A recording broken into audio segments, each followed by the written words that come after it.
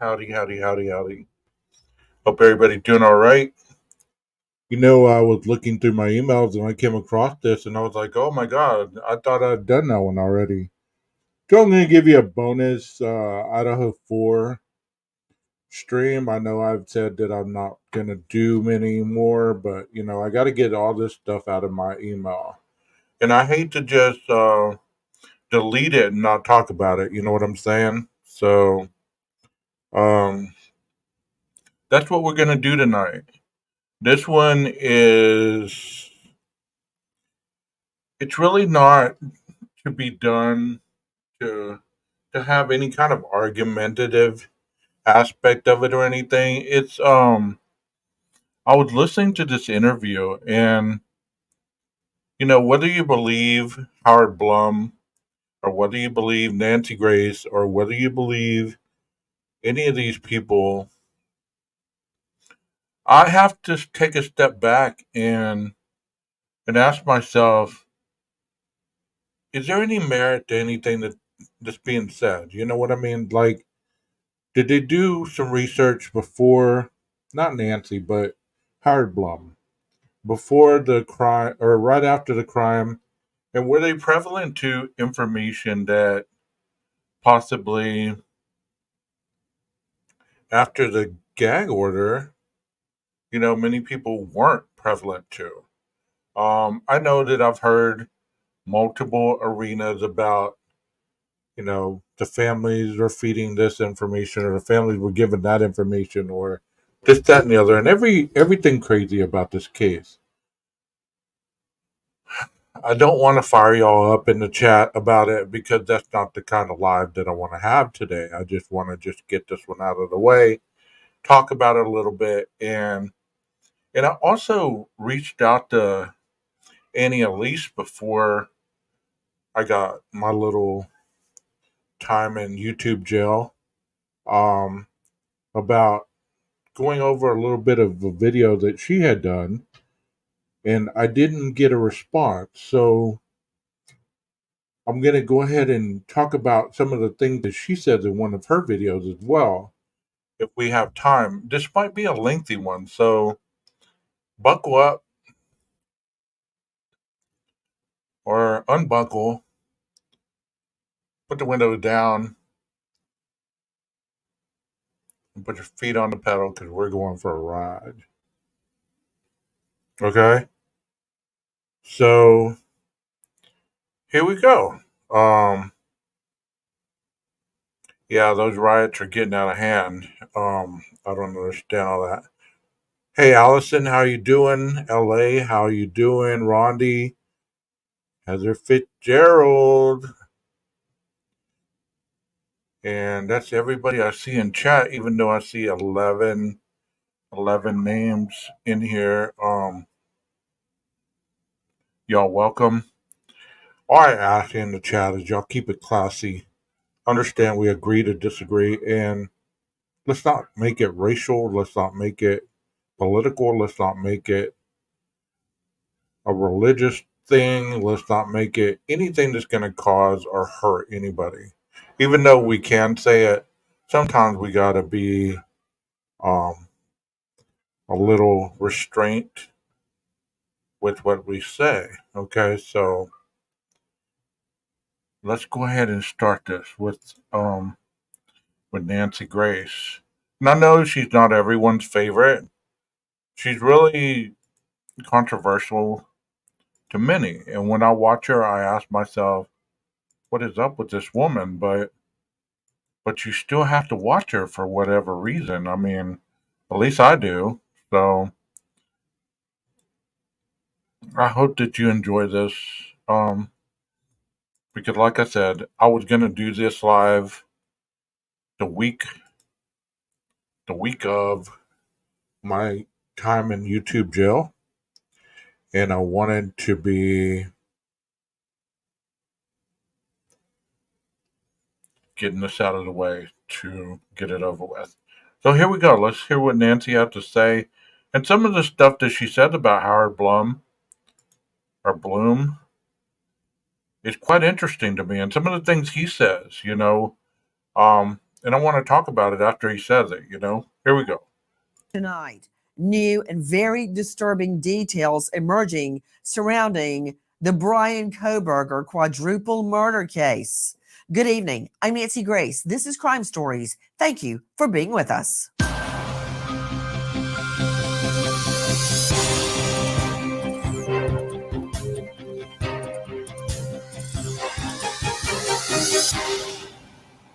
What happened the fateful night of the University of Idaho 4 murders? New theories revealed in a special episode with author Howard Bloom.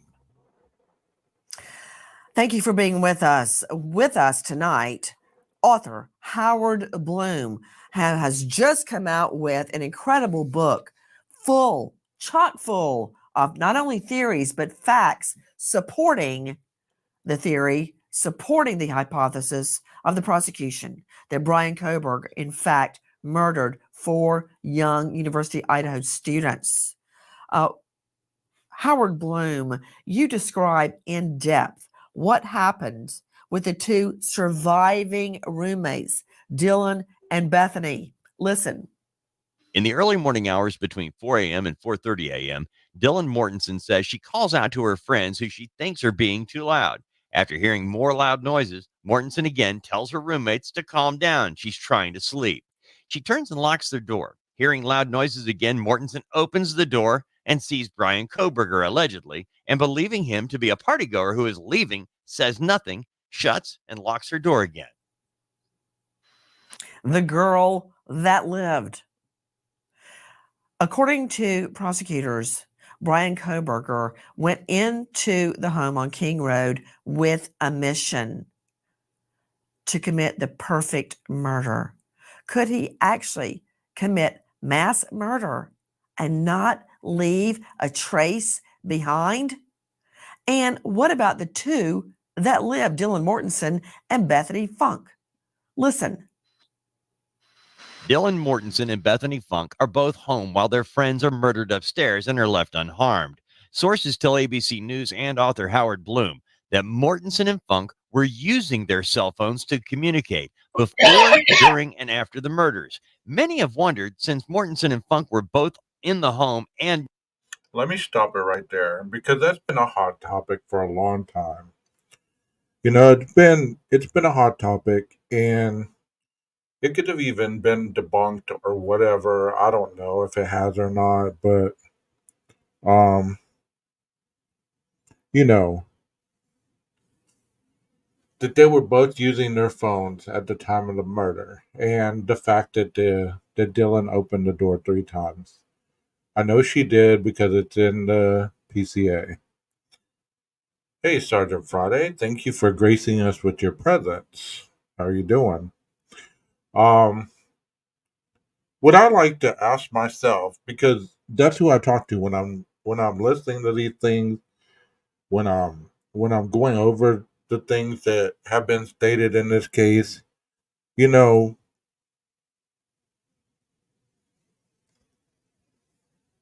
I ask myself, okay, the first door opening was due to hearing supposedly Kaylee upstairs playing with her dog. She heard noises that sounded like Kaylee playing with her dog. Okay, that's the first time you open the door. You don't say anything. You just open your door, look around, you don't see anything, as it was stated in the PCA, because like I say, I'm not going to interject my own speculation because I don't do that on this case. I don't believe that it's needed. So whenever she opens that door, she looks around, doesn't see anything, closes the door. Okay. So if you hear what sounds like your roommate playing with the dog and it's keeping you awake, and supposedly it happens around the 4 o'clock hour, right? So what would keep you from texting one of your roommates who's playing with the dog and saying, "Is everything okay? That noise woke me up." It sounds like you guys are having a good time, blah, blah, blah. Because obviously she wasn't asleep if she was opening the door after she heard that noise. And was she texting Bethany at that point? Did she text Bethany anything about Kaylee supposedly playing with her dog? Okay. So you have to take that with an analytical mindset that says, was there more to that than what we know? Because we've heard a lot, and I'm not going to go over the theories or anything of that sort. I'm just kind of skimming the surface tonight because I really don't want to dig deep as to and start saying stuff that I've already said before. Um, like I said, my purpose is to just get this out and get it gone, get it out of my email. So if she opened that door, was texting with Bethany during that situation, she closed the door, she opened the door a second time. The second time. See, I haven't talked on this case in a while, so I'm starting to forget the second time, the third time. Okay, so the second time was obviously the time that what happened the second time. Can y'all help me out here? Because I honestly, I'm not being funny. I can't really think about what happened the second time when you opened that door. What caused her to open that door? Was that the one where she heard crying and whimpering, or was that the third time? I'm I'm not being funny here. Honestly, I'm really not. Can somebody help me out with that? The second time she opened that door, was that due to the crying and whimpering she heard? And then the third time was her opening the door and seeing the perpetrator walk past her? Is that how it went down? Or the second time was that the crying, whimpering, it's okay, I'm here to help you? Or when did the whole someone's here happen? Did that happen after the first one? I mean, I'm kind of confused in my mind right here. Too much salt in my brain, I guess. Um, Help me out, guys. What happened after the first time she closes the door, right? And then after when she opened the door the second time, that's because she heard someone's here, and then she heard crying and whimpering, and then it's okay. I'm here to help you. All during that 1 second door interval, right? That was the one where most of the stuff happened, and then the third time she saw the perpetrator walk past her. If I'm not mistaken. Can y'all help me out with that? What? Let me see what y'all are saying here. She says, I think it was the second time. The way it's written is stated after the second opening. Hey, Chickbait, how you doing? Um, yeah, it is hot everywhere.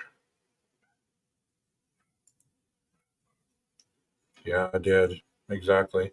Allegedly, the second time was the whimpering, and the last time was when she said she saw the perpetrator, of course. But I'm trying to remember because there was a lot during one of those times. Hey, Nina. Um, During one of those times is when someone's here was yelled out. Okay, someone's here. Um, Crying and whimpering. It's okay. I'm here to help you. Um, when did that happen? All that happened during the second door opening, right? I'm not gonna go look it up, but that's just a lot going on at that point, right? Maybe y'all can type it in if y'all remember as well. Here we go. On their cell phones when the murders are taking place. Why is there an 8-hour delay before police are called? And why were other friends called before police? Howard Bloom joining us with an all-star panel. And guys, remember, we're not having high tea at Windsor Castle. Jump in with your own theories and questions. The state could use them. Howard Bloom, I'm curious as well, and you devote a lot of time to this in your book, When the Night Comes Falling, about the delay.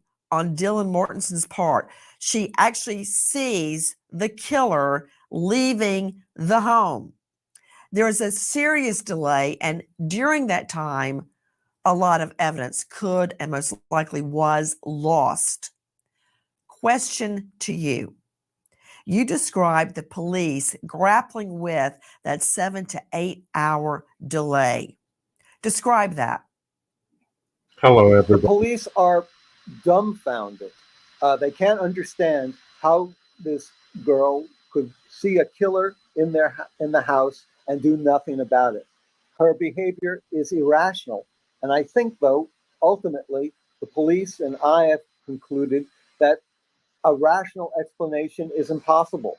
I think she was locked in a state of terror. I also believe Koberger, as he descended and passed her on his way out of the house, was locked in his own state of mania. He was surrounded by his own armory of hate, if you will. If Dylan had spoken out, if she had tried to penetrate the moment that he was locked in, I think she would have died. I think she would have become another victim. Her terror, her silence saved her life. I mean, that has been stated from the very beginning. Is many people have always asked is why didn't Dylan become another casualty?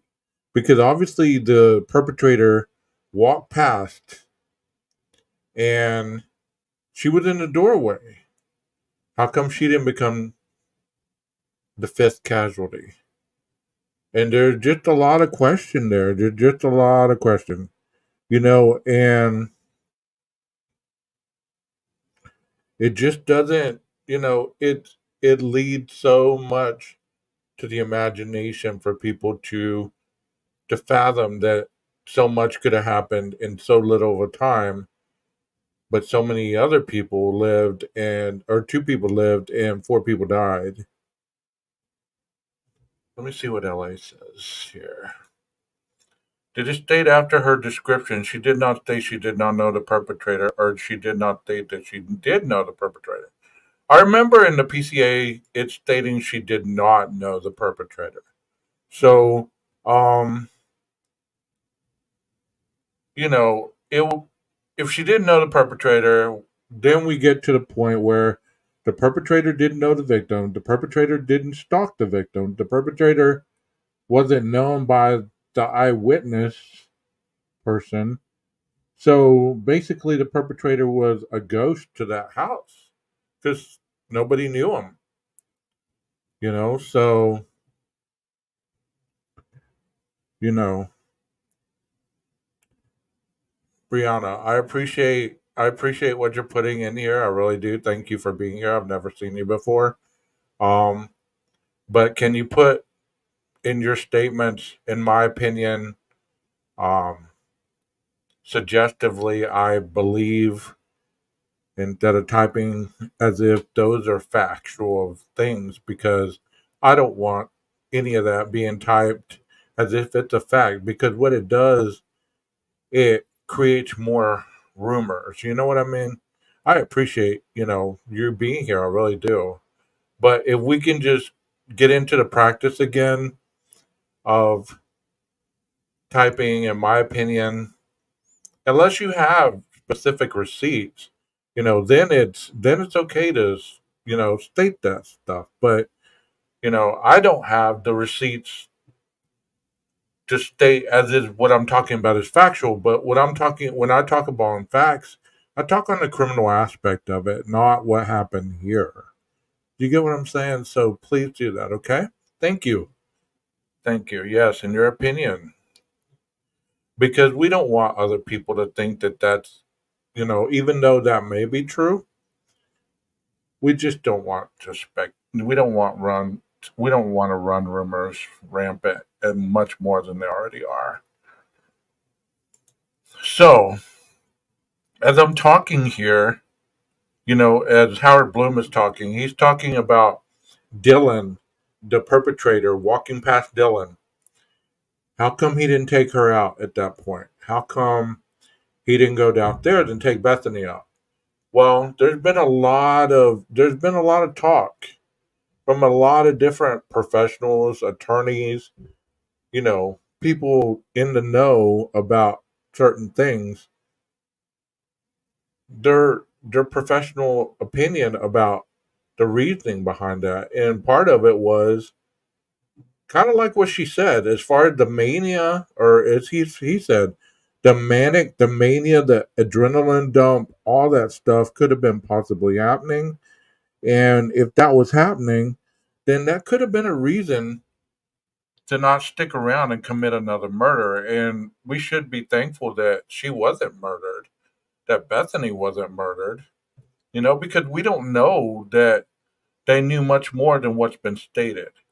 And if you believe that you do know that, please back up your facts with receipts. And, other than that, we will continue on.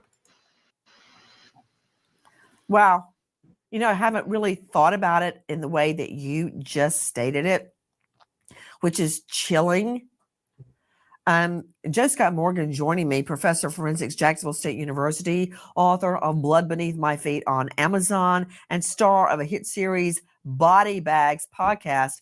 Joe Scott, we've gone round and round about Dylan Mortensen, more so than Bethany, because Bethany, while there, did not see the perpetrator leaving. That's why more focus has been on Dylan Mortensen. What do you make of what Howard Bloom just said? I agree with him. If she had uttered a sound, she would be dead right now. I agree. Here's my perspective. I think that there's an element to this where Koberger, if he did in fact commit these crimes, was in such an exhausted state. He has tunnel vision at this point in time.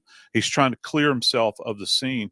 Think about all of the energy that he has expended at this point in time, starting on that top floor where there's just a slaughter that has taken place allegedly at his own hands, and then to be surprised by the other two residents on this floor with Zana and Ethan. He has to encounter them and make his way past them. I don't know that people, and I hope people never do, understand the amount of energy that would go in to try to commit this kind of heinous crime. And so he's locked in. I think that probably if she had in fact spoken, she would have just become an obstacle to him that he's trying to defeat, to make his way to that door so he can get out and get in that car and leave. Much the way, according to, And that's fair enough to believe that, right? Whoever the perpetrator was, they did what they did, and they were in a rush to get out of there, because just like every other criminal, they want to not get caught, and that makes a lot of sense right there. And Brianna, I believe that Howard Bloom listed his sources in the book. I didn't read the book. I didn't even really know he was in this interview that much. I saw Nancy Grace, and I watched this probably 3 or 4 weeks ago, and there's been a lot go on since then. So I don't really remember a lot of what's in this article or what's in this video, but I knew that I had to get it out because I was tired of seeing it in my email. So whenever a perpetrator is going into to commit any crime, whether it be burglary, whether it be assault, SA, sexual assault, any of that stuff, they're in a rush. They're headed probably, obviously, having a ticking clock. I have so much time before somebody realizes I'm here. Somebody's going to call the police. Somebody's going to, I could get the dog to start barking. The dog's not going to shut up, because many people have animals in their homes nowadays. Big animals. If a dog starts barking, it's going to wake up somebody next door in the house, especially if you don't know who all's in that home. Because what we've been told as people is he wasn't stalking these people. So if he wasn't stalking these people, that leads me to believe that he went in there blindly. He went in there blindly to commit a crime. Whoever did it, without even realizing all the obstacles that he or she could have encountered during the whole situation. And that blows my mind. That blows my mind, because if, you know, if you've ever committed a crime, I've never committed a crime such as this or any other crime that I can think of at the moment. Okay, I digress. I have stolen a piece of gum when I was 5 years old. There was no planning. I just saw the little piece of gum. I didn't have the money. I didn't want to ask my parents, so I grabbed it and stole it. That's the extent of my criminal activity. So, um, you know, and I wanted to get the gum as quickly as possible.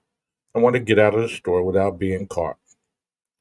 So I mean, I would believe in all that I've studied, in all that I've read, all that I've researched, not only with this case, but in other cases with other killers, their element of surprise is their main objective as far as having the ability to overpower and overcome any obstacle that they may face. And that makes perfect sense, it makes perfect sense. If you're going to do something in the middle of the night, you know, you have to use the element of surprise as part of your arsenal, and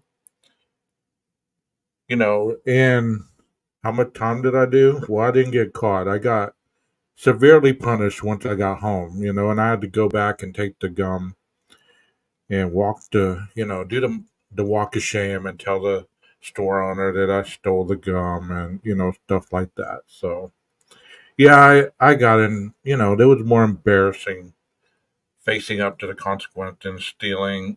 Stealing was, I shouldn't have stole the gum, but you know how it goes. Yeah, we always have to take it back and do the walk of shame, and it it does all that. So let's continue on here. What they got to say.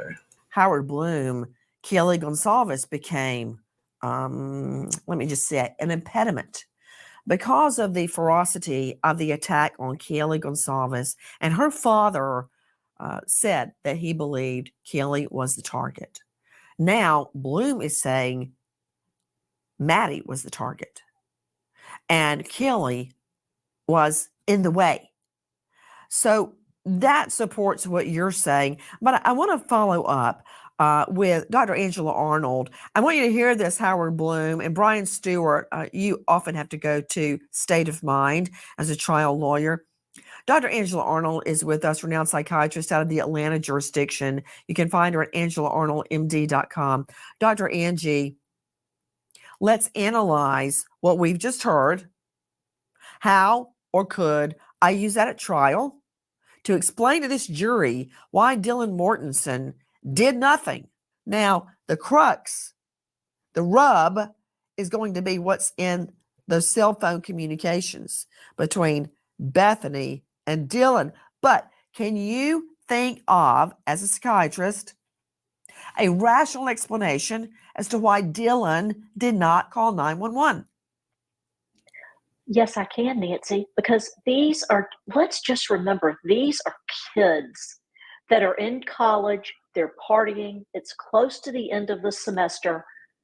Would anyone in their right mind think, oh my God, there's a killer in the house and my friends have been killed?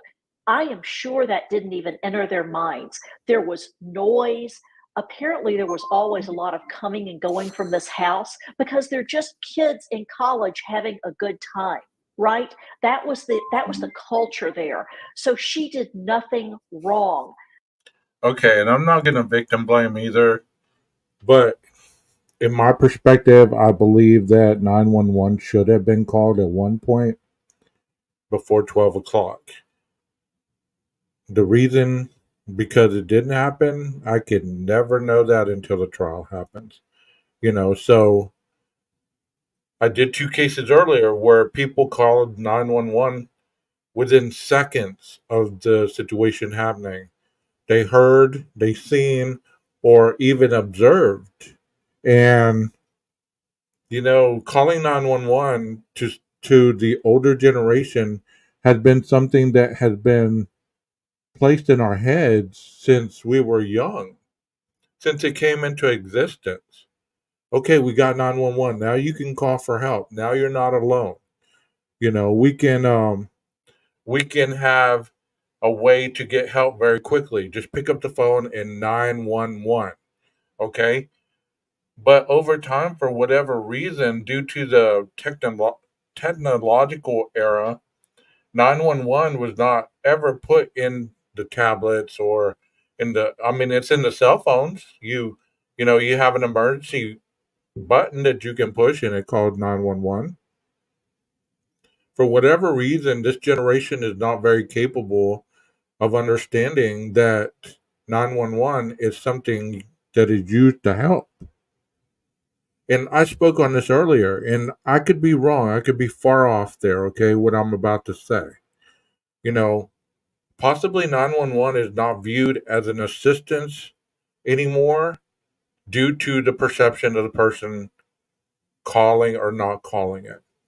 If I'm believing that the police could call or could come and assist this situation, then I'm going to call it.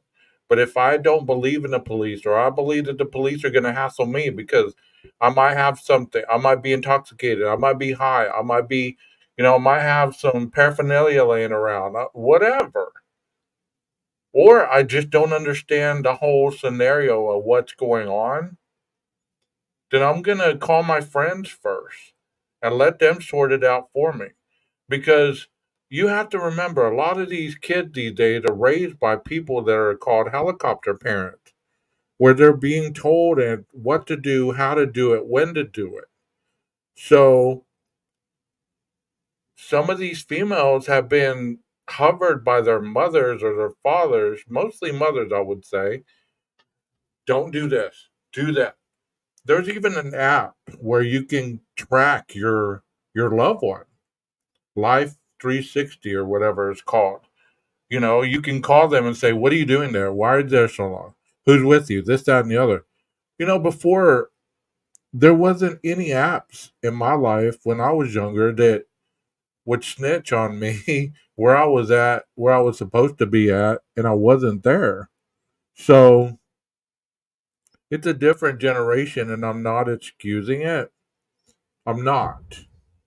But helicopter parents, they take the initiative of problem solving out of the child's mindset because the child is so dependent on somebody else telling them what to do, how to regulate their lives, and their only point in the whole process is to rebel against something that they don't believe in. And that's the honest truth as far as child raising in the 2000s. It is awful. It is awful. You know, to you and I, we say, well, that was something that should have been programmed into like. But we have kids that are being abducted by strangers. They don't even know. They wander off with them. They do all kinds of stuff, and they have no clue of the outcome that could potentially happen because they're stuck in the moment by moment. Somebody is controlling that thought process, moment by moment, and that's awful. That's awful. And whether you believe in that or whether you don't, I'm not trying to victim shame. I've never tried to victim shame. That could have been part of the reason, or maybe, let's say that you've been raised up and your family is a prominent member in a society, whether they be policemen, judges, lawyers, clergymen, just prominent members of a community. And you've heard your whole life, don't you do anything to jeopardize my reputation. Don't you dare put me in a situation where I have to defend not only myself, but you as well. Well, if you've been raised to hear that, that's what you hear whenever you're about to make that call and you don't. because you notice she wasn't even the one that called 911. The PCA states it was made on one of the victim's phones from another person calling 911. So she wasn't even the one that called. Why is that? We can speculate till our eyes turn backwards in our heads. But I'm sure, you know, I'm sure that whenever we're placed in those positions, 911 is not the first thing that we think of or they think of. I'm sure I would call 911 in a heartbeat. I've called 911 before on the littlest things, and whether that makes me a snitch, I guess it makes me a snitch. Is that the way you want to look at it? But, I was calling them to protect other people across the street. You know, let's continue on. I have a feeling that with all of the communication back and forth and everything, she had no idea who he was. He wasn't she didn't recognize him. He was just somebody walking through the house, and she was probably a little bit scared because of the noise that she had heard. Yes, I can explain away why she didn't call 911. But what do we know about her communications with Bethany during that time, the other roommate? Does it prove she did know an attack was occurring, or does it prove the contrary? You are raising one of the great mysteries of this case. All I have been able to find out is that testimony about those texts were given to the grand jury. The grand jury heard about it. The grand jury reviewed some of those texts. What they said, I'd be dishonest if I said I knew. My feeling is, though, that Dylan and Bethany are both victims. Their lives are changed forever by these events. And, we keep on looking for a rational explanation for Dylan's behavior. It wasn't a rational night. I think I know something. I think I can deduce something, Howard Bloom. And I may be be proven very wrong come trial time. But let me go to a trial strategist on this. Brian C. Stewart, veteran trial lawyer who is joining us from this jurisdiction in Idaho. He practices there in Utah. Brian, you've tried a lot of cases. And if you want to win a case, you marshal your evidence. You have a plan, what you're going. I recall when I would write out, yes, I would write out every question verbatim for every witness. Of course, you have a plan when you go into a fight, but when you get a punch in the nose, the plan goes to hay, right? So you have a plan. Let's think about these communications. The communications between Dylan and Bethany. We know they were communicating by phone. Thanks to Howard Bloom, we now know those were not phone calls. They were texts. Those texts were given to the grand jury who indicted Koberger. I just thought something. She makes a good point here. They were not phone calls, they were texts. Stay with me here. Have you ever heard of this generation talking on the phone very much? And once again, I'm not excusing anything they've done or didn't do. Most people these days, you could call them, they don't answer, and they text you back after you hang up, I'm busy, or I'll call you back, or some sort of whatever. Or they don't answer at all and they start asking you questions through a text. Most people will blatantly tell you, hey, I don't talk on the phone. I just text. So, you know, we're in a texting generation. Well, yeah, I thought you could text 911, but for whatever reason, they didn't do it. They didn't do it. They didn't do it. And I was always under the impression, and I was wrong, that you could say, Alexa, dial 911. I mean, I don't know why um that ain't a thing at this point, you know? Because there's times that you can't physically dial 911, and it just weird to me that, you know, as far as calling on the phone and making a phone call, I don't really get this generation, but I spent a week and I'm around my family all the time. So I hear what they say and I hear what they do, and they're younger. But they've been this way for a lot of years, and I've known people that are in their 20s and 25 where they're so bashful they won't even order for themselves. They won't. You ask them to go, hey, go ask this lady where this is in the store, and they won't do it. The only way they'll go do it is in pairs. Go with me. So they get their friend or their loved one or somebody else to go with them. Or they sit there and they put their feet in the sand and they won't go. So what that have to do with potentially saving someone's life? That says a lot. That you it's just a weird generation. And I'm not excusing, I'm not bashing. I'm just saying there's different variations on how individuals have been brought up. And we got to get back to the basics, I believe. Back to the basics. This through. I have a strong suspicion, a deduction, that those texts were about what is the noise? Did you hear the dog? What's going on? Are they still awake? Blah, blah, blah. Because, Brian C. Stewart, if those texts were about, oh my stars, somebody's in the house. Did you hear a scream? I thought I heard a fight. And text to that genre, I believe those texts would have been used as establishing a timeline. We would have heard about the nature of those texts if they were probative. In other words, if they proved anything. Well, here's another bomb.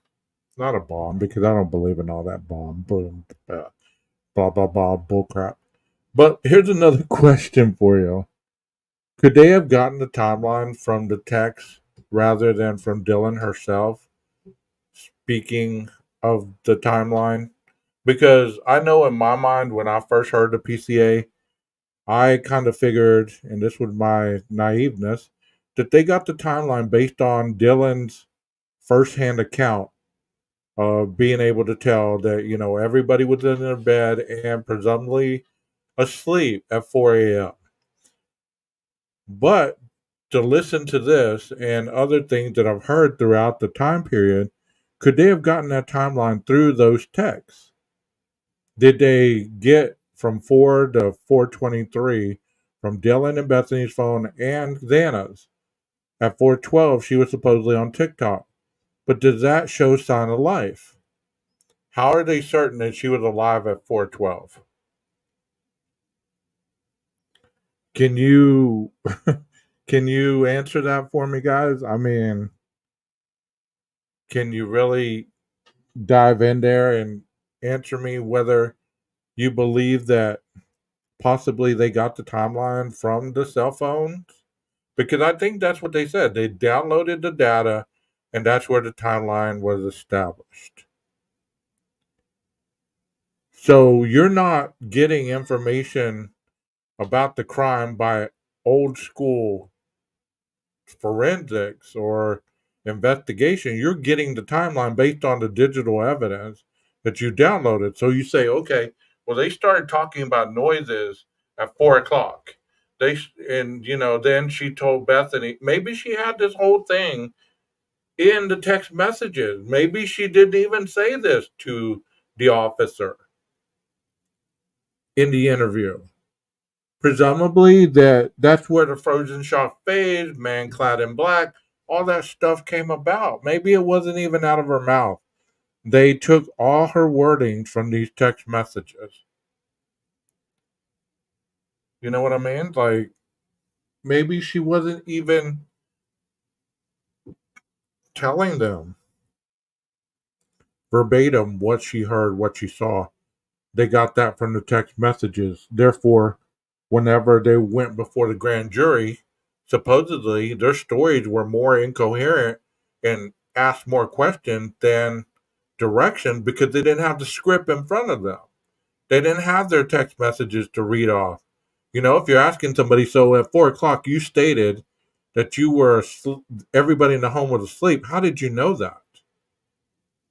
Well, how would you answer that if you were on the stand? Listen, Miss So and so or Mr. So and so, you stated at 4 a.m. everyone in the house was asleep or at least in their beds. How did you know this? You get what I'm saying? And you said that you heard what sounded like Kaylee playing with her dog upstairs at this time. Where did they get the timestamp? Well, it would have been a text message, right? And then here's the second one. Oh my God, I just opened my door and I heard somebody whimpering, somebody crying, somebody saying, "It's okay, I'm here to help you." Timestamp, timestamp, timestamp. Text message, text message, text message. So basically, this case is boiling down to technical data rather than first account and forensic work, as it seems. I don't know. Maybe that's why it's so out of the realm. And we have such a hard time wrapping our minds around certain things, or at least I do. You know?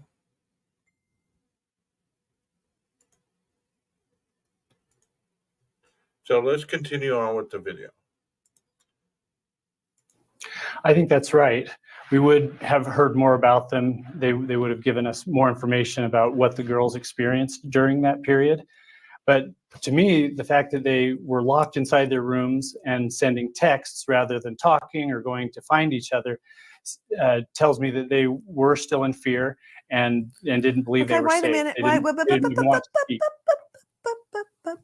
Howard, excuse me, Brian, I don't know if you know that my 92-year-old mother lives with us. And my husband just gave me the greatest gift ever. I don't like jewelry, fancy cars, or clothes. Don't even say fur. He gave me a granny cam. I love it. I can see what Granny is doing at night. Has she fallen on the floor? Is she wandering around aimlessly? Do I need to go get out of bed at 3 a.m. and go check on her like I did the first 8 years she lived with us? How easy is it to text? Why do you want to get up when you're wearing nothing but a t-shirt, go out in the hall, knock on your roommate's door, and go, "Hey, wake up. I've got a question. What's going on up there?" Technical term, I don't know if you've got it in Idaho and Utah, BS. Of course they're texting. I text back and forth with the twins. We're in there, they're in the back of the house, right? That's not, I don't find that disturbing at all, Brian. I don't either. But if they had heard some struggle, if they had heard any screaming, it would make entire sense to me that they would lay low and be paralyzed by fear during those hours. Okay, Chris McDonough joining me, director, Cold Case Foundation, former homicide detective, star of the Interview Room on YouTube where I found him. Chris McDonough, that is an entry point to get to the other floors.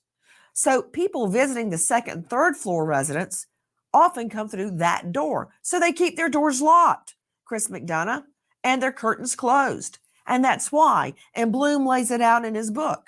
That's why the doors were locked. Yeah, absolutely. You're correct, Nancy. I would agree with you that, the point of entry would, for an individual like this who has taken so much time to, plan this out potentially, to come through that front door, just doesn't make sense. The back point of entry would make much more sense, which also brings us to, the communication thought process.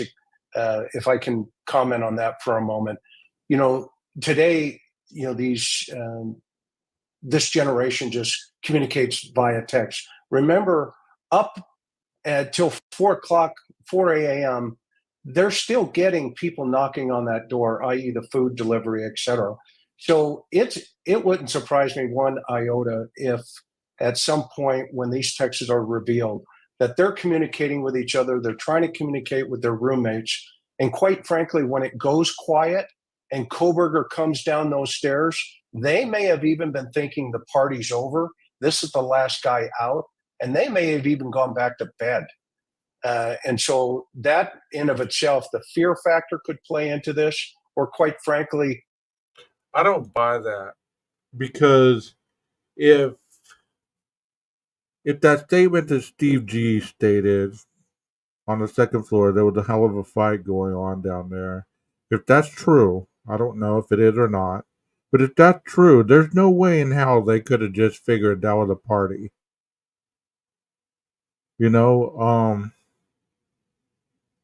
I don't, I don't get that. I don't get that people in that home wouldn't know the difference between party sounds and different sounds that were going on. I just, you know, it just baffles me to think and to believe that you have lived in this home for almost a semester or more. Hell, you could almost memorize people's footsteps. You would definitely know their voices, and you would definitely almost know their patterns because even though you're not stalking them, I don't know about you, but for safety reasons, I would kind of try to memorize the sounds that were familiar and sounds that were not. So I don't understand how you could not know the differences. Just like you say in the PCA what sounded like Kaylee stating there's someone here. What sounded like? Is that stated that way because you don't want to get face consequences for that statement later on, so you could backtrack out of it instead of just sticking with yes, it was Kaylee that stated that, or what sounded like what was heard as Xana, in her room and this and that and the other.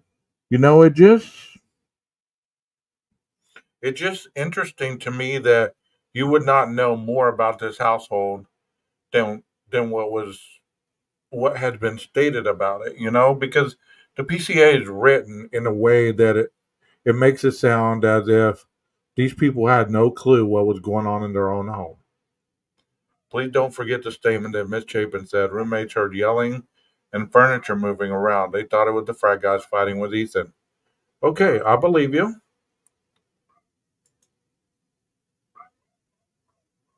Yeah, it's ridiculous the things that people can convince themselves of. You're right.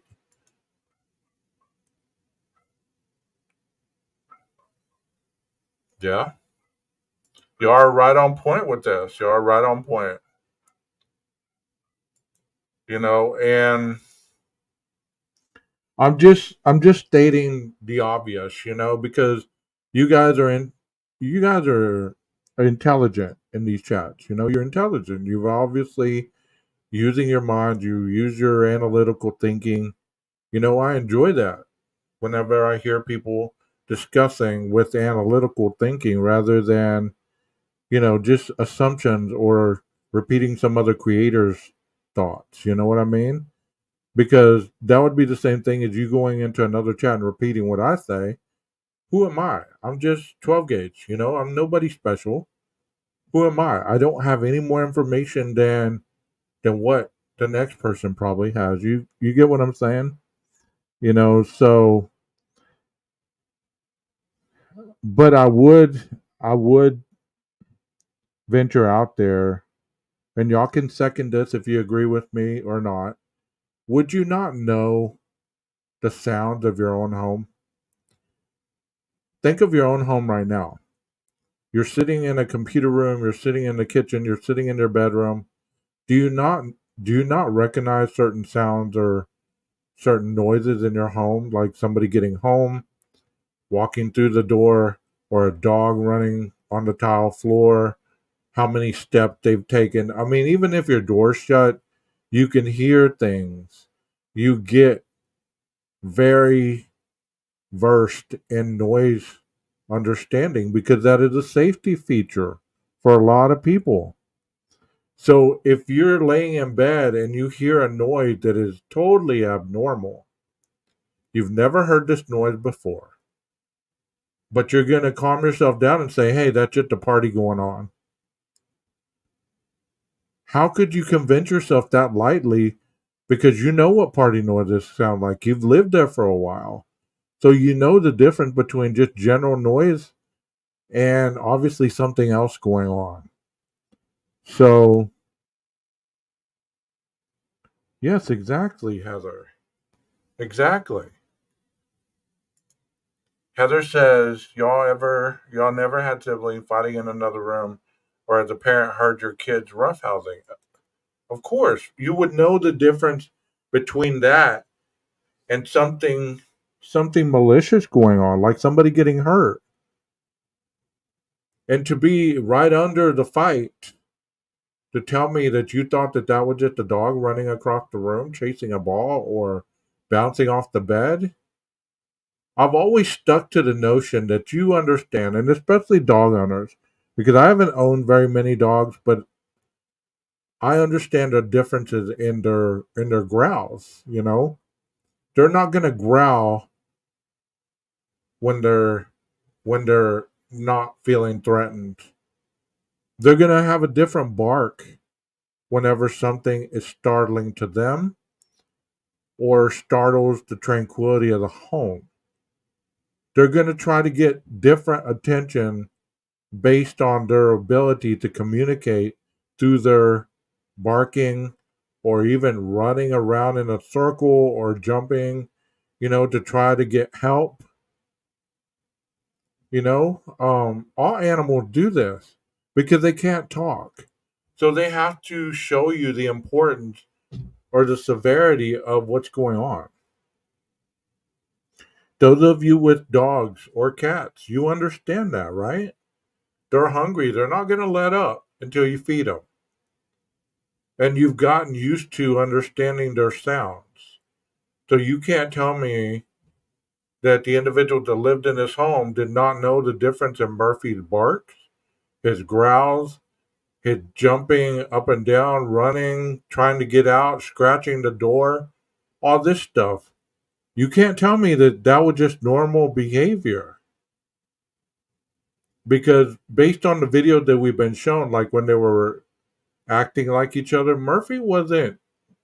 He didn't appear to be very hyperactive. Even in the video with Kaylee, where she was doing the TikTok, she literally picked up his front legs and was clapping them together for him. He wasn't running around her, jumping on the bed, jumping off where she couldn't catch him. I mean, I don't know. I don't own a dog, so I don't know how a dog would be different, but I would be very, very reaching out there that a dog would be trying to protect you if any kind of violence was happening, and especially if they didn't know the person. Is that fair to say, guys? Is that fair for me to say that you know the dog would be acting different if there was something violent happening to the owner? Would your dog, if your dog's a lover and your dog's a big old dog or even a medium sized dog and it's a lap dog or it thinks it's a lap dog, and then all of a sudden something's happening to you and you're yelling out or you're kicking around, isn't that dog gonna want to try to get help for you? That's just my understanding on that. Like I said, I don't own a dog, and I know that a lot of you do. So I'm kind of curious to hear your understanding about that. Yes or no? It would react different than just like he was playing. Like you mentioned earlier, maybe there's alcohol on board, and they're just exhausted. They're just college students. They're going back to sleep, and that would account for the delay. And much has been made of the fact that Koberger was wearing a mask. Why would she been suspicious? Why would she have not been suspicious of that?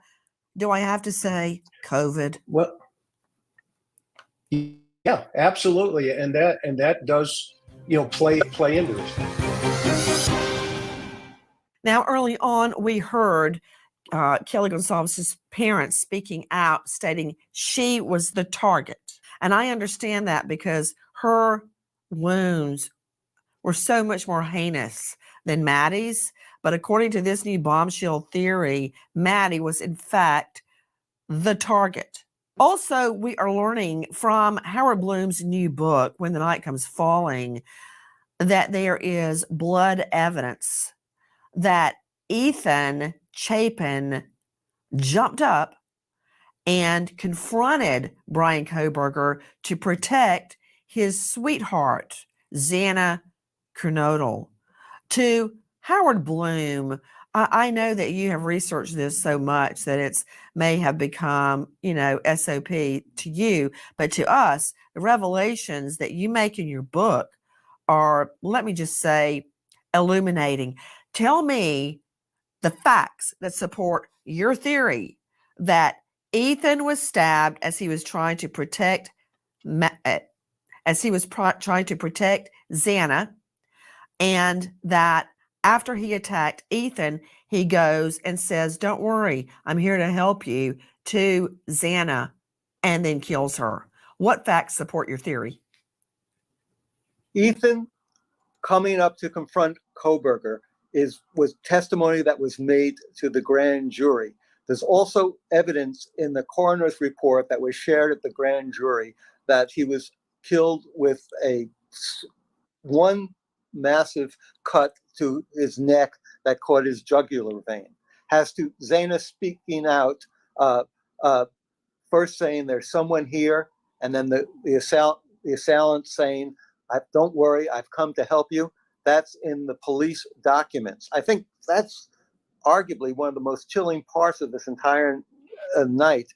The suspect approaching Xana and saying, "Don't worry, I've come to help you." I think that shows his maliciousness, his total commitment to the crime and to taking this victim and to making sure that anyone who encounters him is not going to live. So everything that was going on in that home, and I've spoke on this numerous times, I'm more involved in the home aspect, the inside of the home. And what they're talking about is, the fact that what we heard in the PCA as far as, it's okay, I'm here to help you. Would Dylan not know whose voice that was?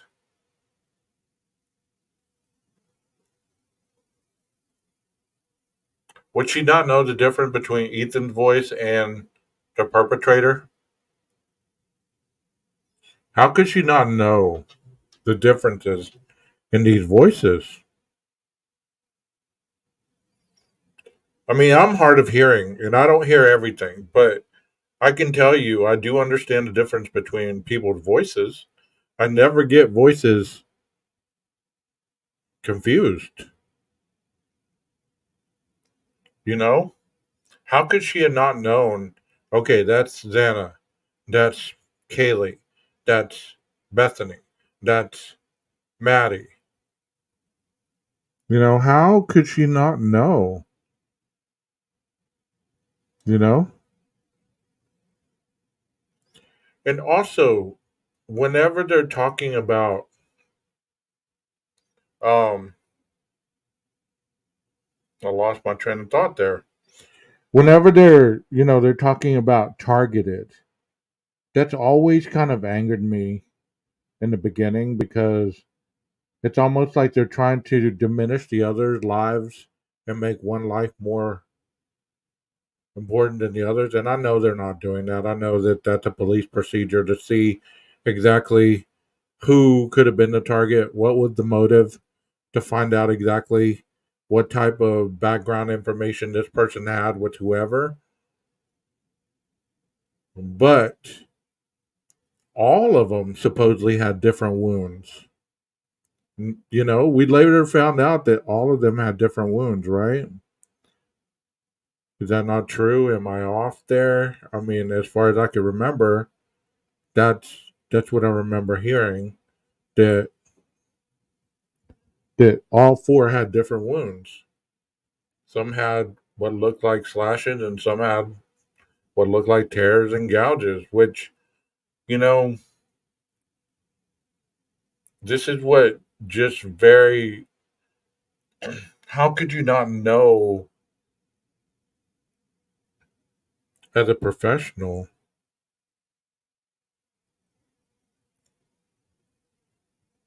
who the target was based on your years of investigating crimes? You know, I've talked to detectives and I've talked to police and I've talked to different levels of investigative people, and they've all told me the same thing. You start investigating enough crimes, you start understanding the level of the attack, the level of the crime. You may not be able to solve it at that particular point, but you understand who and what was the starting point and what was the ending point. Because it's almost like you see the blood splatter, you see the room being disheveled, you see the clothing on the floor, the trail, you see all this stuff, then and you start to realize who was first, who was last. You know, so yeah, I understand that. And they, as far as I can remember, they didn't have a murder as heinous as this for a long time, right? So, you know, I believe that whenever they're trying to say who the target was, whenever they were doing all that, in my mind, they were trying to fit pieces together to paint a narrative, you know. And I was wondering to myself, is okay then? Why would you pick one over the other if the one that you say is the target, which was Kaylee, she wasn't even living in the home, so she wasn't even, according to the coroner, attacked first. So she was the target. Wouldn't she have been attacked first? What would make the killer take out the least restrictive person, which would have been Maddie? Because she was severely intoxicated, it looked like. She appeared. So she would have been the easiest target to dismantle. She could have been asleep. She could have been passed out. We know that Kaylee was awake, supposedly playing with her dog. So you would have taken Kaylee out first, and then you would have taken Ethan out first, or second, and then Xana, and then Maddie.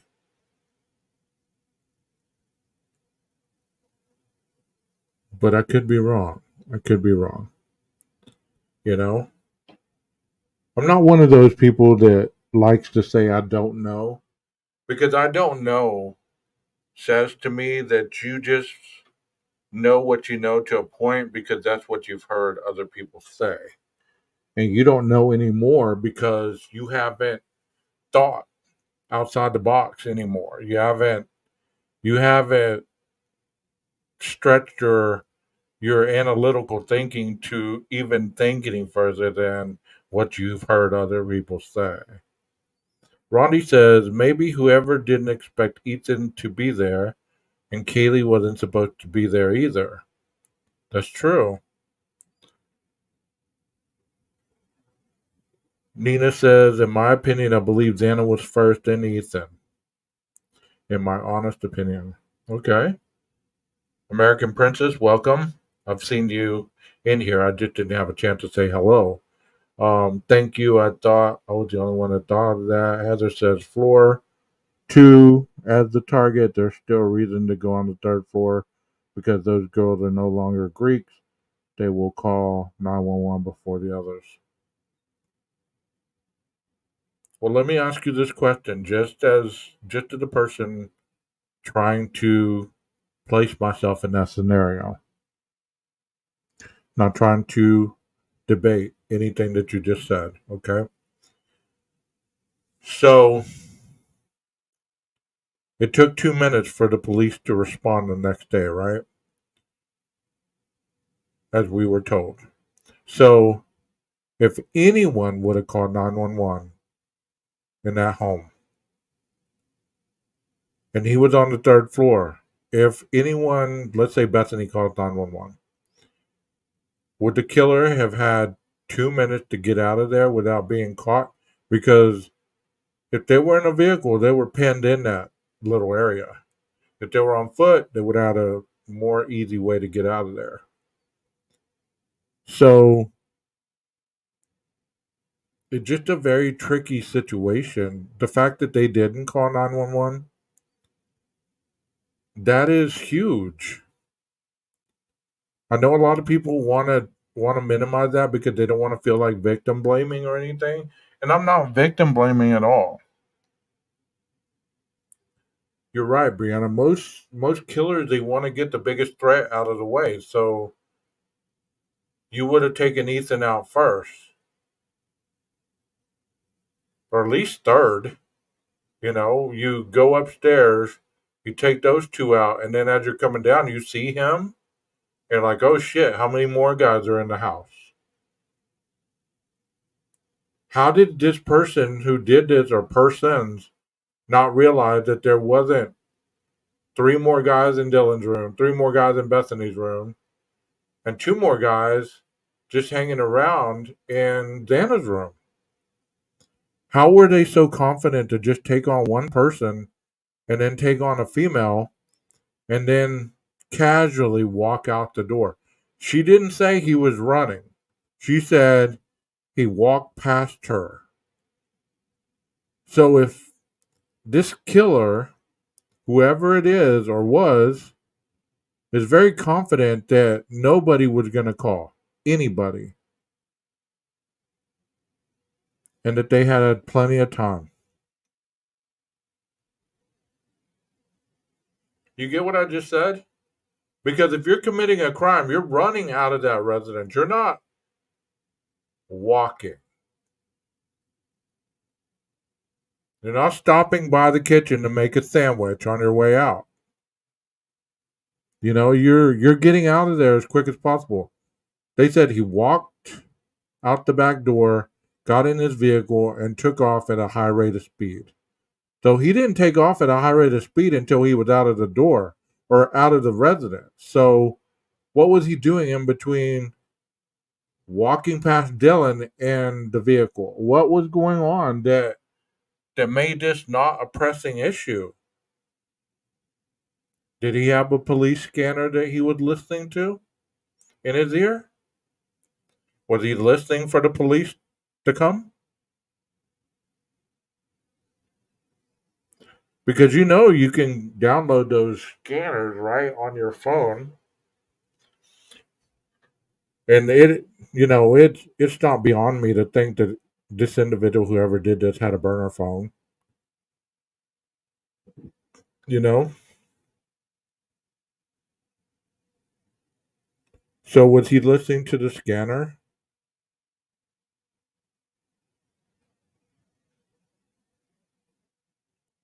Was he? Because I know if I commit a crime like that, I am so jazzed up.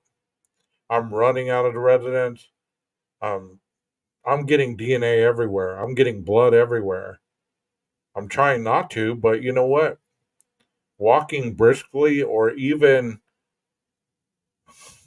structured walking would be slinging stuff around. I get why he didn't run out or she didn't run out, but still, you don't show an air any kind of any kind of increased motion until you get in your vehicle. That just doesn't add up to me.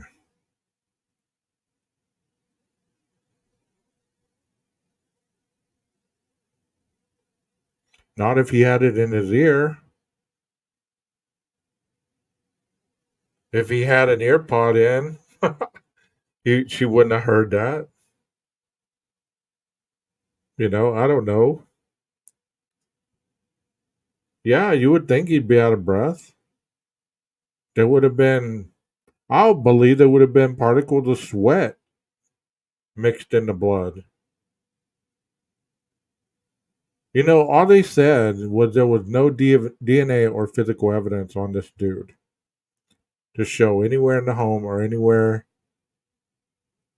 in the vehicle other than the trace DNA they had on the knife sheath. That's it. Okay? And I'm not making up any of that. That's what.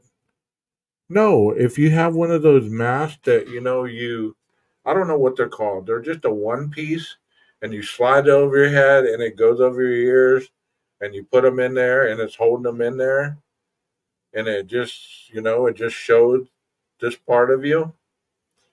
They could have been they could have been, yeah. Um, he could have been wearing Beats. You just never know. Those things stay on pretty well. There's some earpods that stay in. Those military ones that you always see in movies. They never come out when they're running. So yeah, backless something, whatever those things are called. You know, um, but to me, that has always baffled me. When you run out of the residence, wouldn't you try to, you know, get out of whatever it is that you were wearing?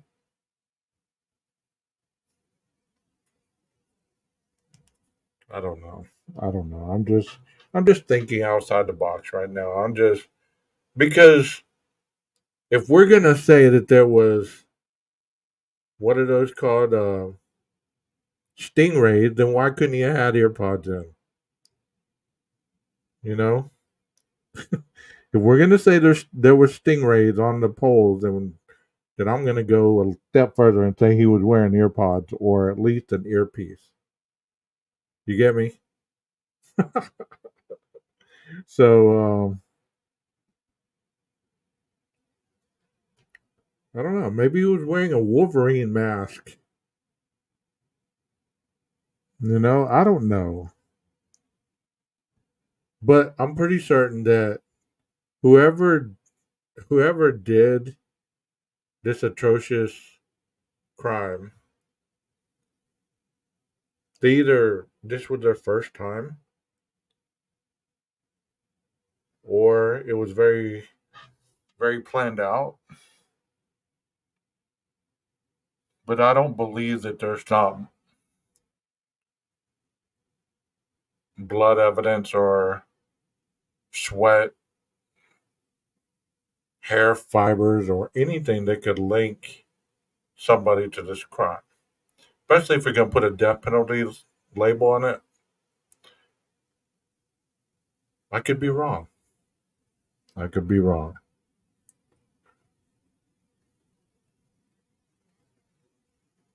There had to be a lot of blood for it to be going down outside the house.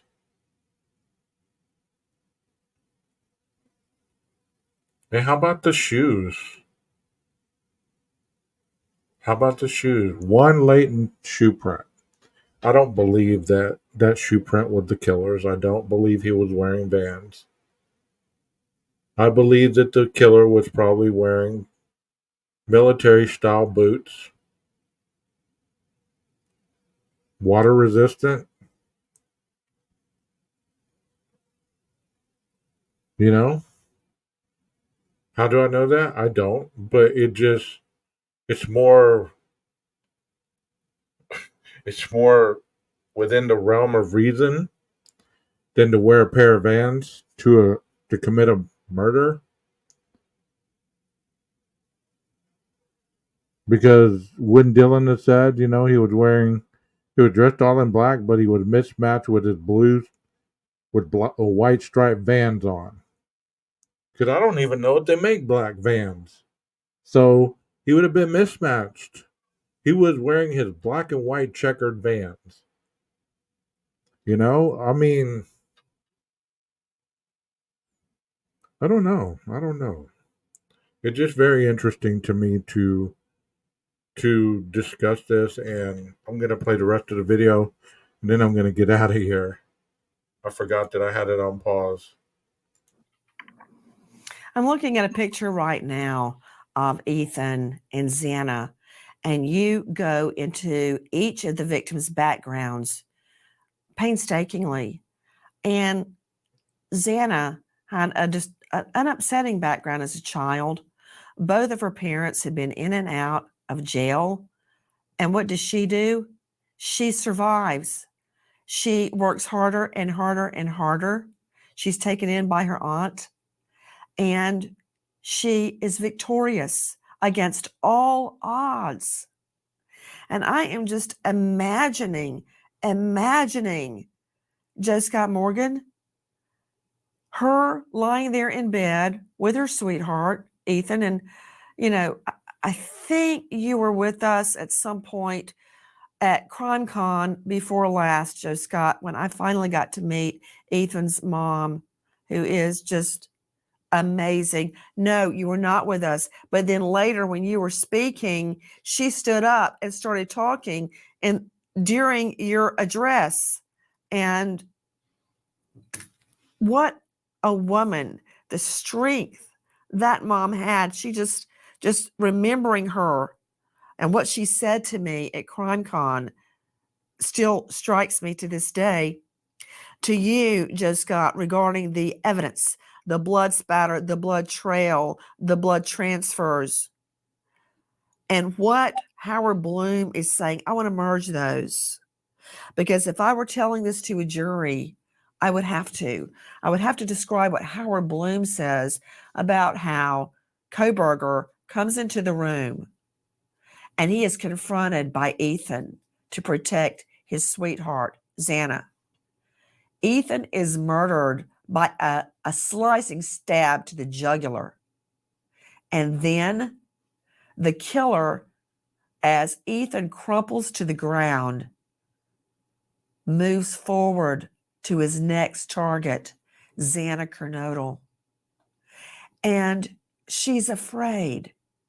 And he says, don't worry, I'm here to help you. Explain how I can prove this at trial. I think that when you think about progression, we talk about in forensics a commingling of evidence, and from the start with this case, and you're trying to tie in the timeline. You're going to have commingled blood evidence that you're going to find at the scene. And what I mean by that, Nancy, is that the two victims upstairs, if they were in fact the first, Koberger, allegedly would have had blood evidence on him, and not just on him, but also this weapon. And as he's advancing into Xana's room, he's already taken Ethan's life with the slice to the throat. He's going to advance on her. We know that there's very specific contact between the perpetrator and Xana. She fought back as well, Nancy. We have indication that, at least through one report, that she had a defensive wound on her hand that actually went down to the level of the tendons. That means that more than likely, she probably grabbed hold of this blade and then it's withdrawn and it slices through the palm of her hand. And we have to think about this scientifically. It's hard to dismiss the emotion, but you have to think about it as far as the progression. If you want to try to zero in on this and get an idea as to the order of these events, I think probably the biggest thing that this jury is going to see in this case when they see these crime scene images, Nancy, is that both of these locations, both of these rooms are going to be bathed in a lot of blood evidence. The big question is, how did he clear that house without transferring a bunch of blood evidence to either other locations in that house or certainly within the confines of that car? How did he escape that without having blood all over the place at his apartment, for instance? That remains to be seen. Brian C. Stewart joining us, veteran trial lawyer, managing partner at Parker and McConkel. He practices in this jurisdiction, Idaho and Utah. You know, the defense is really going to have a heck of a time because the predatory nature of what was said to Xana. Think about it. Think about it. I would lay it out for a jury just as I believe it happened. Koberger walks into that dark room. Ethan jumps up from the bed. He approaches Koberger to protect his sweetheart, Xana Kernodle, who's still lying in the bed. He's immediately sliced across the jugular and falls to his death. Right here.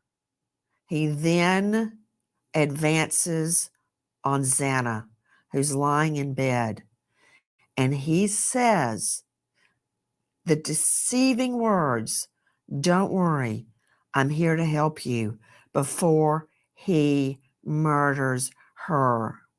He is. For those of you that don't like Nancy Grace or believe in her theories and things of that nature or how she speaks, that little bit right there was some classic Nancy Grace right there. That was the Nancy Grace of old. And I could see that happening. I really could. If you haven't looked on my community page, I posted a video of a knife fight where this bigger guy was taking on this little guy, and the little guy sliced him across the jugular.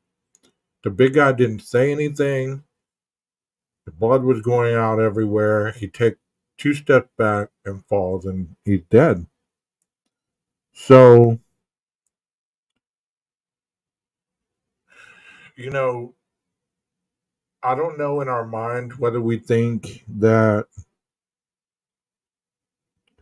there was a lot of going on there. I mean, if, like I said earlier, the element of surprise, if they thought that this person was someone there, I mean, maybe they knew why this person was there. Maybe what Maddie told Adam explained everything, you know? And possibly Xana's door, getting broke into and her room, people stealing stuff or whatever. Maybe there was something going on that was deeper than the surface, or maybe it just surface level. And it's been made into such a substantial crime that everything has been brought into it. And have you ever asked yourself this question? Could it possibly have really been the way that it was being depicted at the very beginning? A targeted attack. They didn't really know who, but they knew enough about it that they knew that it was no threat to the community. So how did they know it was a targeted attack on a person or the house? If they knew that much, then there was a reason they knew that. You know? There's a reason. And like I always say, whoever did it doesn't deserve notoriety. See that? See that face right there on the screen? She's one of the deceased, right? She deserves her story to be told with dignity and respect. Not to be making her out as a drug dealing junkie, but as someone who overcame a lot in her lifetime to become the woman who she was becoming. And the same with the others. They deserve respect. Every person in here who in this story who gets dragged through the mud, their names, their stories, unless you really know them personally, you don't know them at all. Because there's not much that social media tells you other than the high points of a person's life as they want you to see it. You know? You just never know. You don't know. Maybe the killer was in the home many times watching the patterns, you know? But you tell me a 28-year-old guy hanging with 21 and 20 and 19-year-old people, that wouldn't stick out? You wouldn't ask, who's that dude? Why is that creepy dude doing here? Who brought him here? Who let him in? And if Hunter was there, I'm sure Hunter would have ran him off. You get what I'm saying? It's like, it just saddens me to think that these young adults lost their lives to whatever reason. And to put such horrific things on them, I believe is unacceptable. We can believe what we want about the killer,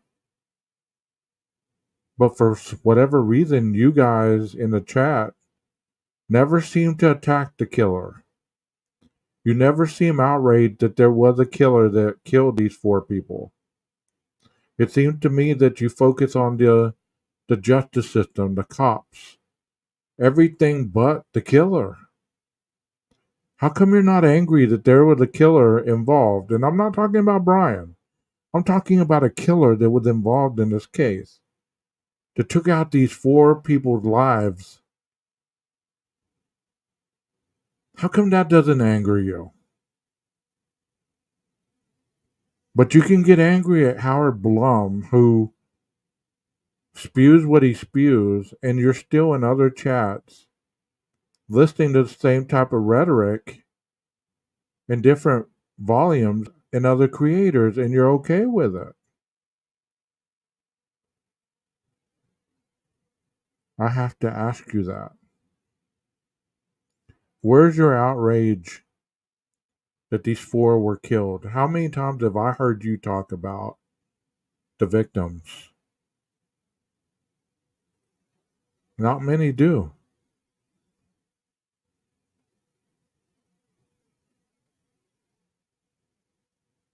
Well, I can understand that, Toads. I can understand that. But at a particular point, the deception doesn't mean that that becomes the priority above a person's life. I've told people I don't care about what Howard knows or where Howard got his information or any of that. I've told people that. I'm not a Howard Bloom supporter. I don't know the man. I haven't read the book. I've heard parts of it, but as far as I'm concerned, I look at this picture of Xana as I've looked at pictures of the others. Ethan, Jack D, Jack S, all those people.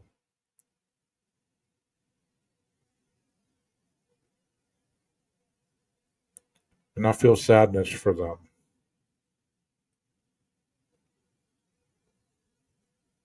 Because they've been brought through so many people's lips and painted in a light that if you had somebody going through your lives right now, would you be able to escape it without feeling condemned? Without having the world painting you as a vicious murderer or somebody that knew about it or somebody that plotted about it or somebody that was angry because this person broke up with you and you wanted to go and kill her? Now that's vicious right there. The crime was vicious. But that only goes so far. The motive would not go to the other 2. I could get where he could possibly be angry enough to kill his ex and her friend, but not the other 2. But that's reaching. It's reaching. That face right there smiling at you.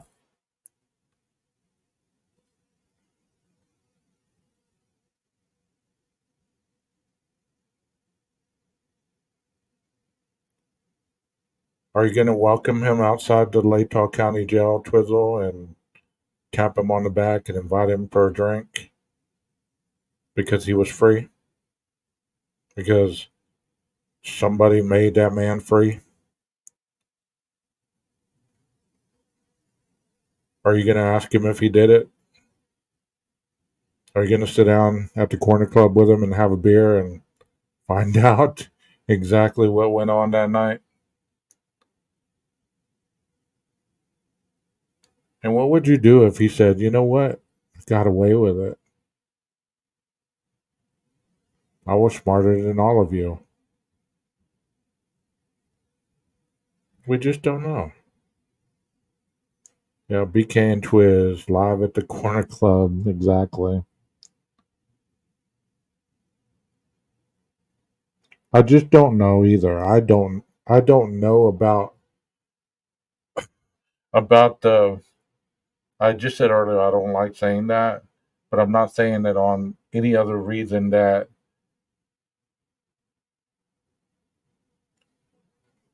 I should be saying I don't understand. Hey Justice, how are you doing? I should be saying I don't understand. We're all deceived on a daily basis by everybody in our lives because we're all fallible. People are going to let you down. Experts are going to get it wrong. Scientists are going to get it wrong. Teachers are going to get it wrong. There's a lot of people in this world that get it wrong on a daily. None of us are perfect.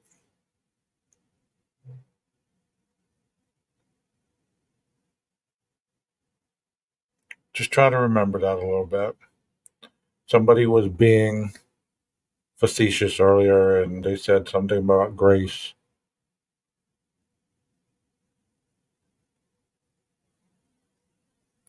You know, I give these victims grace. And I feel for their families. And I feel for everybody involved, their friends, their former teachers, their coaches, all the people that knew these four students that died viciously, and the ones that aren't even spoken on as highly on news stations or YouTube channels as highly as this case has been.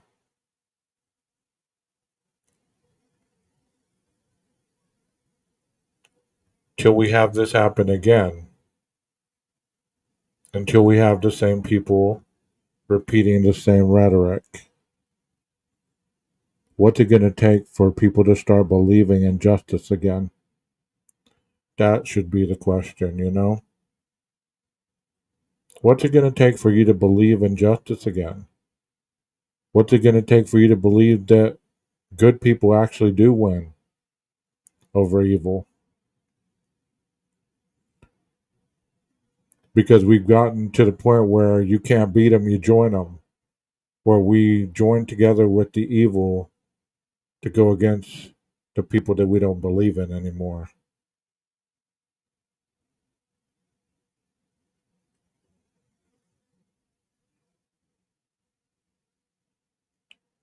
Yeah, give us an educated guess. Who do you think did it? If it wasn't Brian, who?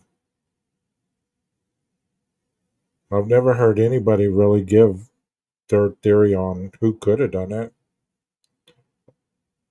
No other reason but it wasn't Brian.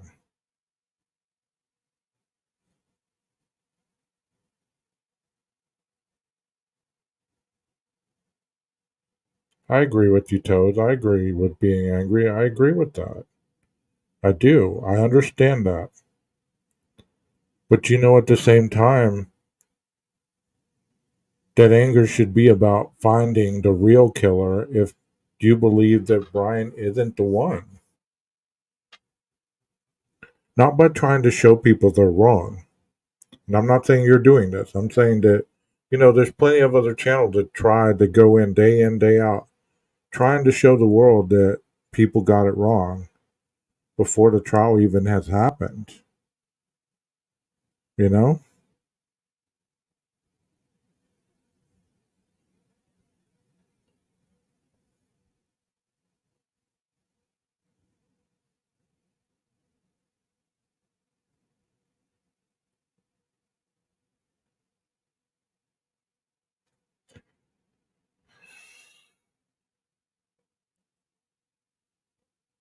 Who do y'all think it is?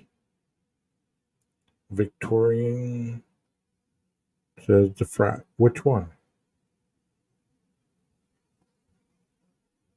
Was it based on the fight that supposedly happened at the frat?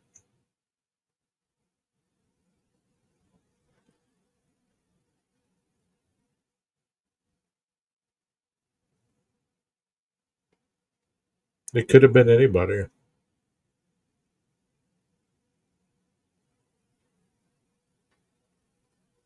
I just hope for these families and these victims that they find somebody who did do this and hold them accountable to the highest extent of the law. Because I know if these were my 4 family members, any of them, there's no way in hell I would say that he was innocent. If, based on what I've heard stated since the case started, if I was a family member, I wouldn't say he was innocent. Not because I didn't believe it, not because there was deception possibly being taken. I wouldn't be in that mindset if I was a family member. I would be wanting justice for my loved one. You get what I'm saying? It would be just that. It wouldn't be about anything that we, you know. But like I said, I wanted to show this to get it out of my email. And I think this is the last one. Thank God. Because I don't want to go down this road anymore. Not because I don't want to, not because I can't handle it. For no other reason that I don't believe that it was such a sophisticated crime that they couldn't have caught who did it. You get what I'm saying? And that's not saying that Brian did it. I'm just saying that people are making this crime to be so sophisticated that there's no way that they can't catch who did this.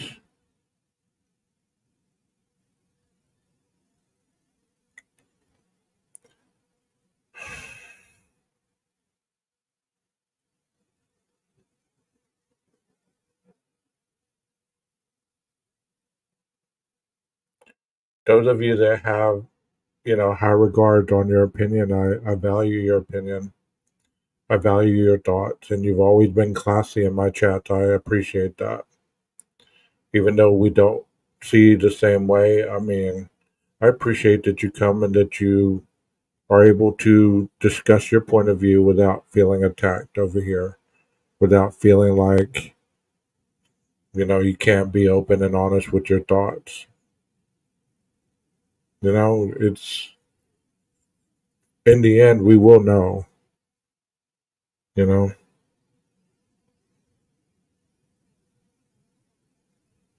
Brianna, you're right. I mean,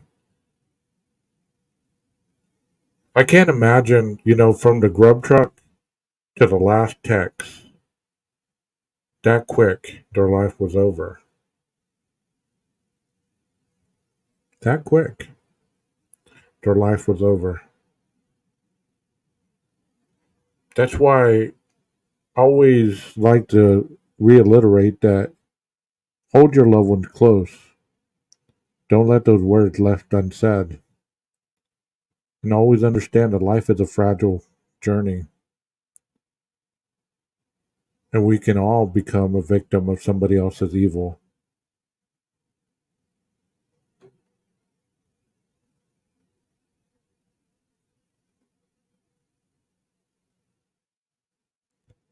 Yeah, I mean that's why I don't really say much more than I say about this, because I haven't dug into all the people involved in that aspect of it, Heather, and I'm glad that y'all have. I'm glad that you guys have seen and found things that not everybody knows about, you know? But at the same time,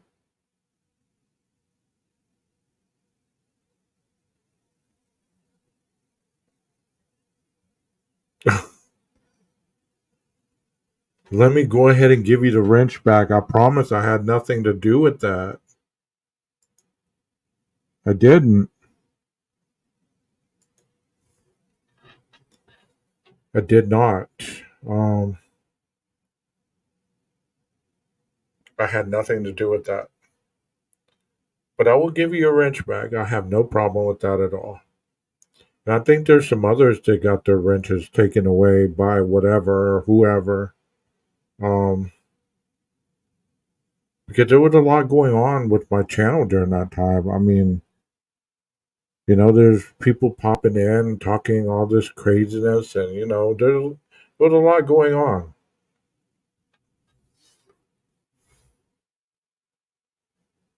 I hope you guys.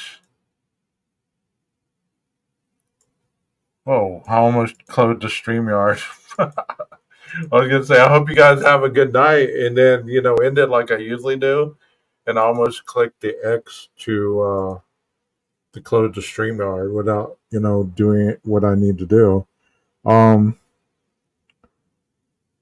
I think Swamp Rose is about to go live. Y'all might go check her out. She's gonna continue talking about this case.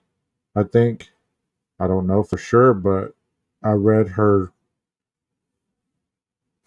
her notification earlier said delusion versus something. I don't know what it said, but I know she's gonna talk more about it. Um, so y'all might go check her out if you want to continue talking on this case. What I suggest to many of you, because it is needed, mental health is needed in a lot of realms. I would say that you take some breaks on this case. What you know, keep it to yourself.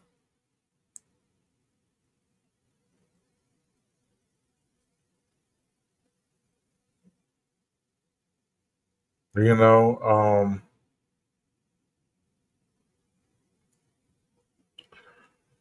I would suggest that you know whenever you feel that you're at that avenue where you're reactive rather than thinking things through as far as your emotional attachment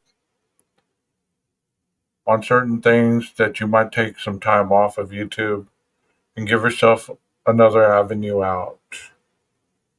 What I was trying to say last night, as far as the serenity part of it, because sometimes it becomes too much for people. You might not think so. I'm a strong minded person, and it became too much for me because you hear people's theories and you hear and you see, and there's so many people pushing agendas, they're pushing narratives, they're pushing this, that, and the other. It's almost like people are running to the finish line to see who actually got it right without having any real purpose of the prize. You know, if I've discussed 1% or even 0.5 or 0.3% and I'm right on, you won't hear one iota about it because it's not something to be celebrated. You know, it's not anything to be celebrated. This is not entertainment to me. This is tragedy. Just like the cases that I covered this morning, it's tragedy. And I would suggest that you go and look at other cases. That way, you kind of formulate your opinion on what you think about true crime in a generalized way, other than this case, because this case is going to be over one day. Then where's that going to leave you? If that's what you talk about all the time, is this case and everything that you discuss, where's that going to leave you? What are you going to talk about then? Are you going to go on the Sebastian Rogers case? Or are you going to jump back into Delphi? Or are you going to talk about something else? There's a lot of other crimes that are going on that many people don't even know about or talk about. That case that Heather told me about, as far as the lady that attacked the 3-year-old and the mom at that Giant store, I had no clue about that other than how she described it. And when I looked at it today, I had no clue that the lady stole a knife from a thrift store, tried it on a pillar, and then went and did what she did. No clue all that was involved. But when I saw that, it just changed my perception of the whole case.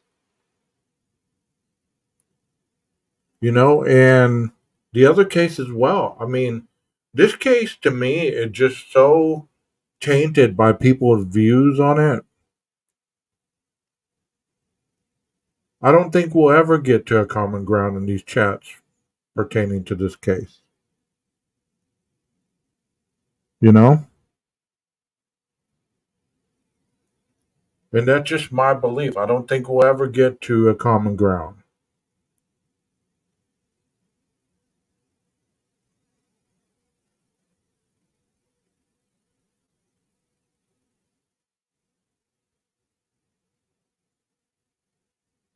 I mean, if it was a power washer, I don't know how that changes anything in the case.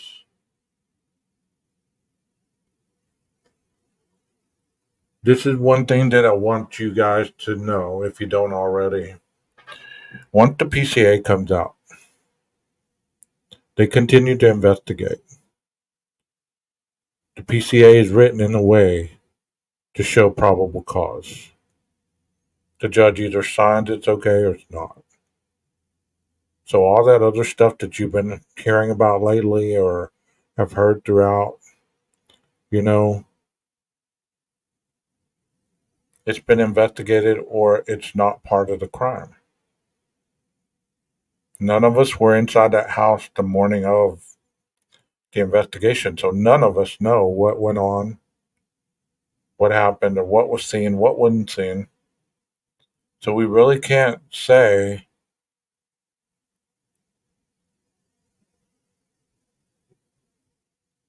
all this other stuff. It just trying to fit the pieces of people's mind that can't comprehend that there's missing pieces that we may never know. They want to put pieces there. That's why they talk as if it's factual. I saw a creator the other day talking about they had an email from an attorney talking about something, and they talked on it as if it was factual, and that was a boom, a groundbreaking moment. Well, I want you to know that these booms and these groundbreaking moments, just like people say the PCA is irrelevant, all these booms and groundbreaking moments are not going to change the trial. All these YouTube booms and investigators that are going on, and I'm going to show you this, and I'm going to talk about this, and I'm going to show you how this was involved, and this and that. But all that doesn't matter at this point because they're going to talk about moving the jury or moving the trial, and then the suppression hearings are going to start. And then eventually we're going to have the trial, the jury selection, and then the trial. Because all this other stuff that people are pulling out right now just to fill in blank space, it is just that, trying to fill blank space. Because some of them are talking about things that we've already talked about. Hell, this video that I played tonight was something that's already been talked about. I just wanted to play it to get it out there to think on a different level for myself rather than what other people are telling me. And that's what I do in all my stuff. I want to make it make sense for me, not make it make sense for others. You get what I'm saying? So I hope you enjoyed that. Hopefully I can get more likes than 20 likes on my video tonight. If not, you know, y'all be good. Y'all stay vigilant and keep yourself safe. And if this is the case that interests you the most, I understand it. But I won't be doing another case until the trial comes out on this case unless something extraordinary happens between now and then. So